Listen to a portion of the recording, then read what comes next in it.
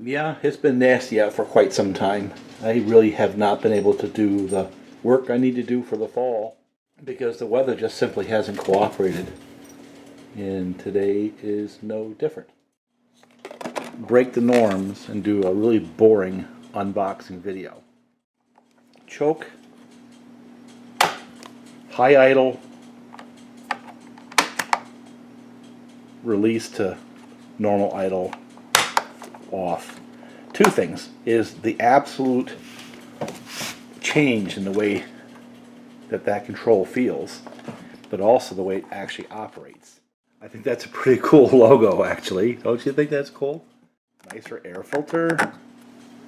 Look at that, you know? And it feels like it's operating properly. We're going to find out, though, aren't we?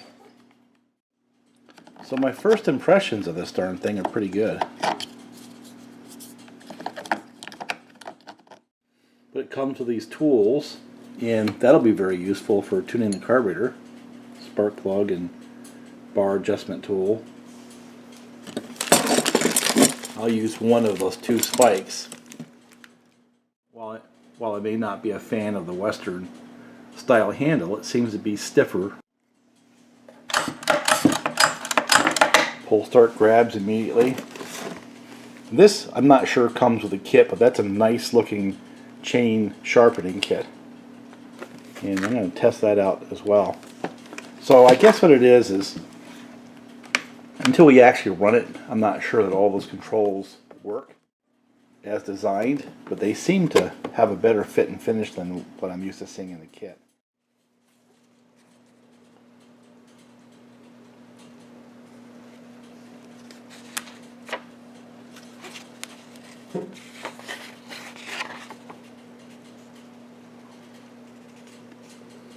Safety warnings. I don't know whether or not this is one they've written from scratch or have they borrowed this from other manuals. But first impressions, it certainly isn't a kit saw. It's setting an expectation level that it's a fairly complete product. Well, it's a really crappy day, but I need to run a couple of saws a little bit, and I also need to make some firewood, so maybe I won't take the tree down like I planned, but I am going to stick together that blue meanie right there and see if it runs. I'm kind of liking what I see in terms of some of the details, but when I took that manual, started paging through the manual, I started seeing references to M-Tronic and dealers and stuff like that, and that sort of set me off. So I'm going to shut up now and just focus on the saw. Now I'm going to use the tools. This saw right here is my Farmer Jones build I did a couple of years back, and it had some trials and tribulations, but I worked out the bugs, and it spent a couple of years in the service of both myself and a logger. I let him have it for a little while, and it survived. It runs quite well, and I used it to take down that big tree. It had no problem with that bar buried in that tree.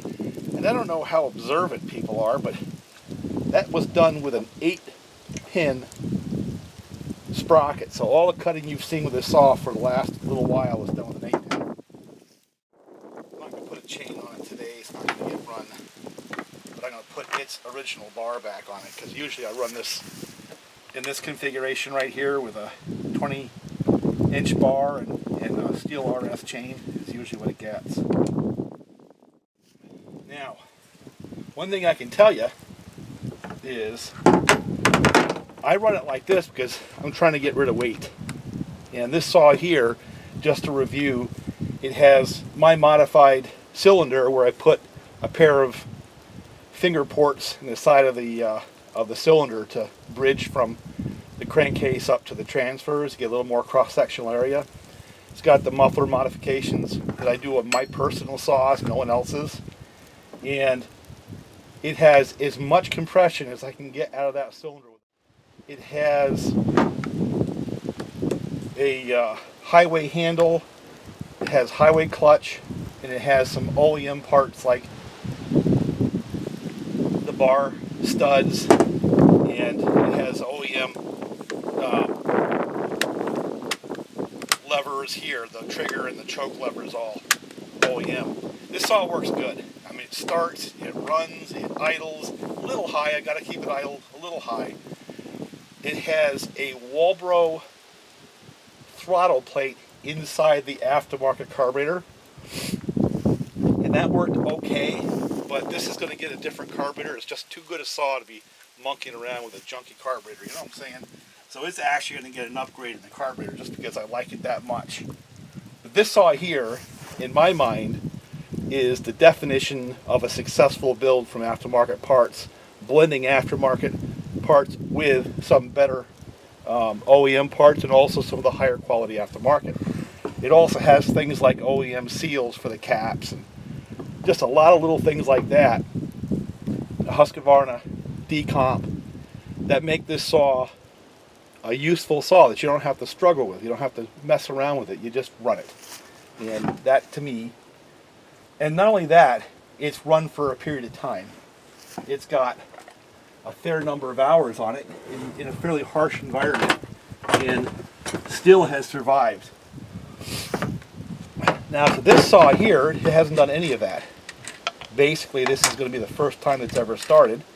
It looks to me like they've upgraded some of the components, but you know, we'll see. For example, the chain brake doesn't go over the top of the muffler and hang like some of them do. Now we're going to see, because sometimes I've seen the muffler where it exits here, it'll melt the handle a little bit and then it'll start going forward and then hook the muffler. So we're going to see whether or not this one is okay there. The other thing it looks like it's better is the trigger, those pieces of plastic for the trigger and the choke. And we're going to find that out pretty quick, because when they're not right, it's very hard to start the saw.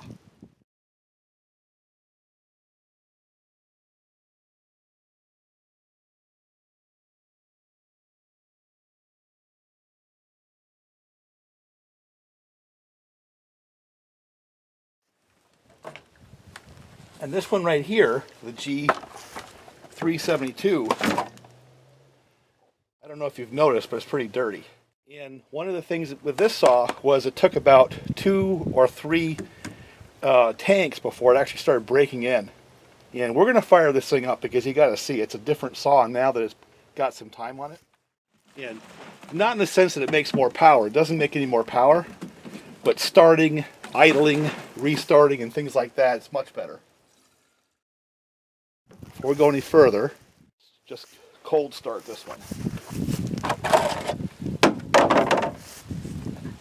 It's got a little bit of gas in it.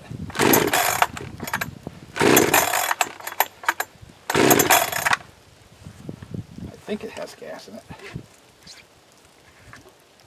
A little bit. That might be a problem. We're going to find out.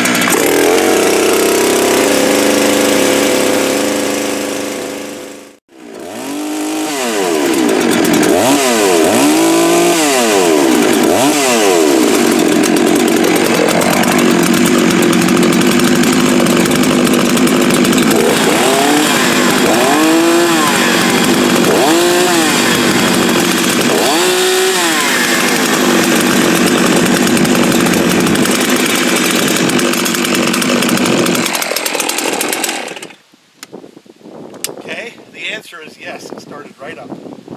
Now I took a little section out because my darn strap on my set of chaps snapped. Damn thing started coming off. These chaps suck, by the way. These are the Husqvarna ones. The clips they have on them are just junk. Alright, this G372 is patterned after an original edition Husqvarna 372, and I've got a few gallons of fuel through it now, and it's beginning to show a pattern where it starts pretty easy, it runs pretty well, it restarts, it idles, and actually it's turned into a useful saw. It's not a powerhouse, but it's also not modified. I left it exactly the way it came out of the box just to get used to it as it is.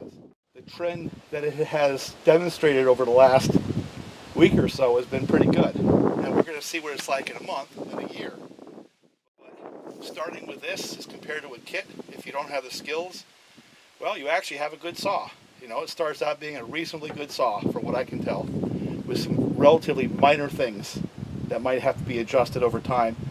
Now, I did a video where I did the first impression, and I struggled with a couple of things, and one of the issues I had was getting it to idle in the very beginning, but as you can tell now it idles beautifully. So it just needed some runtime more than anything else. So it's got enough time on it where I'm beginning to see it as a legitimate saw. How's that? Now, I'm going to take my camera and set it inside the truck. And I'm going to go out and do some blocking, so you won't get the best camera work. Not that you would anyway. I'm not really a professional photographer. But we're going to go run that big blue saw and put some time on it. First impressions are not bad at all. Like I said, I didn't get soured until I looked at the damn manual and started seeing references to Steeltronic and dealers. Then it kind of snapped me back to reality a little bit. But instead of thinking about that, what I want to do is I want to look at it from a legitimate saw concept. Is it a legitimate saw as it comes out of the box? So let's get it restarted, and the next thing I want to do is go see whether or not it oils.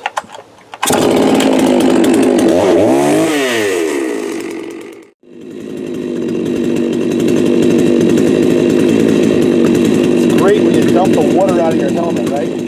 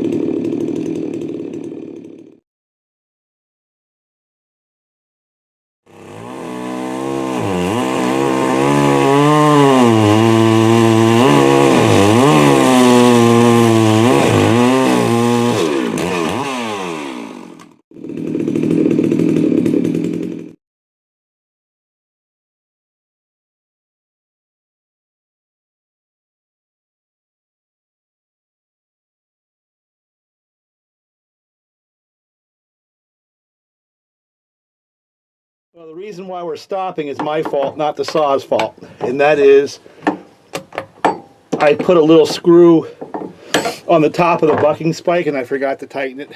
So that came out, but that's not the saw's fault. And maybe I should call it a day, go back and put that on right. But from what I'm seeing right now, it runs good, you know. And I have not touched anything.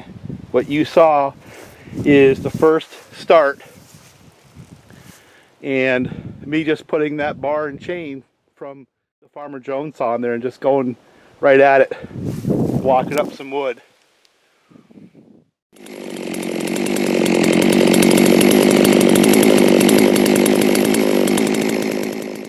I tightened it up as best I could and I checked the oiler. It's oiling just fine. And I raised the idle just a tad, just with the idle screw.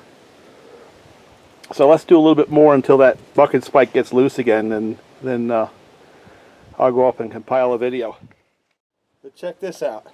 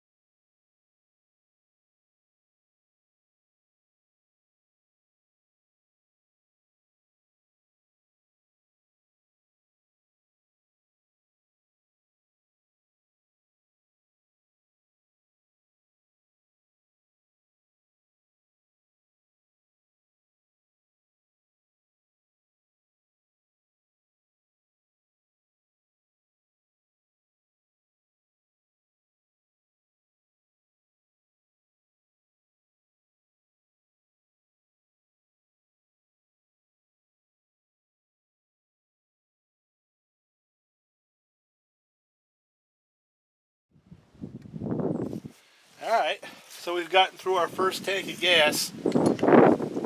Other than me not tightening up the nut and bolt on the top of the bucking spike, everything has been fine. So, should somebody say, is there an improvement of this saw versus a kit saw? Well, based on this, hell yeah. If nothing else alone, just the way it carburetes in runs is better than the kit saw has been in the past. And like I said, those controls are way better. So yeah, this is an improvement over the kit saw quite a bit. The next question is, does it run as good as my Farmer Jones saw? No, it's not as powerful, but it's just as friendly in the sense that it idles and starts and stuff like that. Am I saying that it doesn't have good power? Well, hell no. This thing runs like a 90cc saw should run. That's a strong saw right there. There's no doubt that that is a 90cc saw, and it runs just like one. And the reason why it doesn't run as strong as my Farmer Jones saw is because that one was fairly extensively modified, and this one isn't. This is like a stock saw, if you could ever call a aftermarket part saw stock, you know. But no, that's a strong saw right there. Doesn't vibrate that bad either. I hear a little jingling going on inside there, and that's pretty typical of the flywheel just hitting the pull start a little bit, or the clutch drum rattling around in there, one or the other, but nothing serious. But no, that's a nice saw. That runs strong. That's a good saw right there. At least that's what my first impressions say. You know, I like the blue color better than the white too. Just a personal preference. We've got through a full tank and it did what a saw is supposed to do. Now I'm curious to see how it restarts after it had run out of gas to see whether or not it pulses well.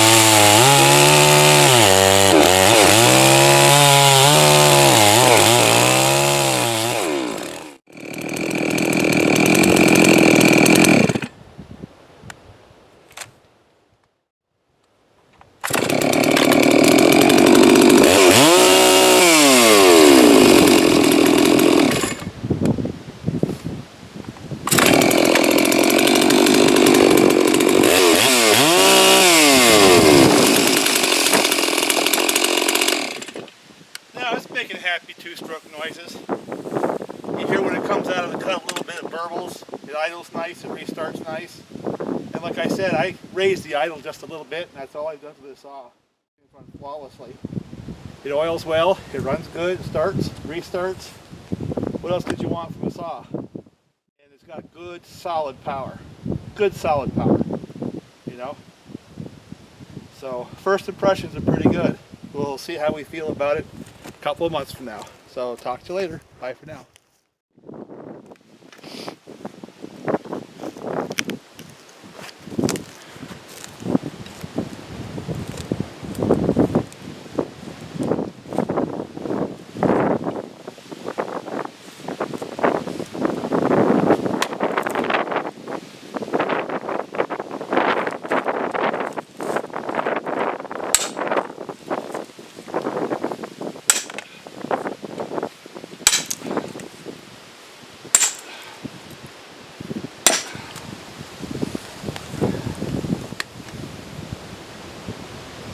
Finally came to an end. How many years? Oh my God. How many years? I figured I'd leave that on there so that the I told you so's have something